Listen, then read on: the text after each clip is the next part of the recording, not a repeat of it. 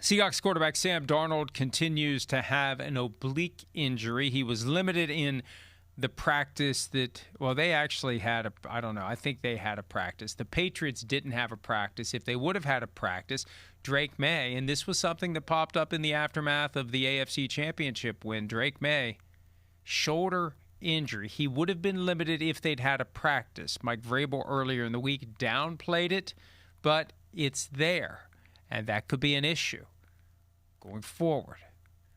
Josh Dobbs, Tommy DeVito at quarterback for the New England Patriots in the Super Bowl. Man, I thought Jarrett Stidham was a stunner for the AFC Championship. And look, it's way too premature to go down that path, but it's definitely something to keep an eye on. Yeah, no question. I think he'll play, Mike.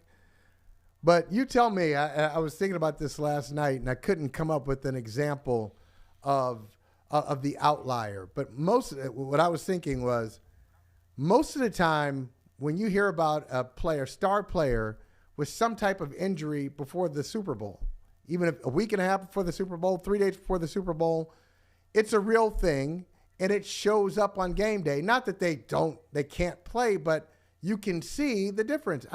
Like all the years. Now, the high-profile example was T.O., because he was hell-bent on showing people, I can play. You thought I was out for the season.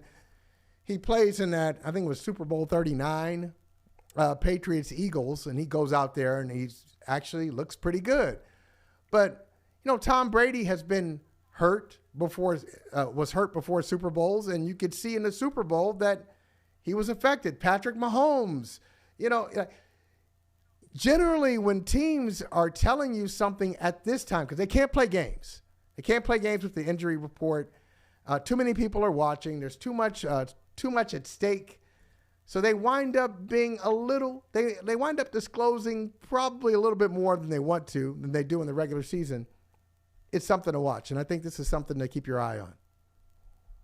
And that's good. We want a storyline that we can talk about as the Super Bowl approaches. There's only so much milk that comes out of the Bill Belichick udder as it relates to his Hall of Fame snub. Hi, it's Mike Florio. Thanks for watching PFT on YouTube. Hit subscribe for the latest news and analysis from Pro Football Talk.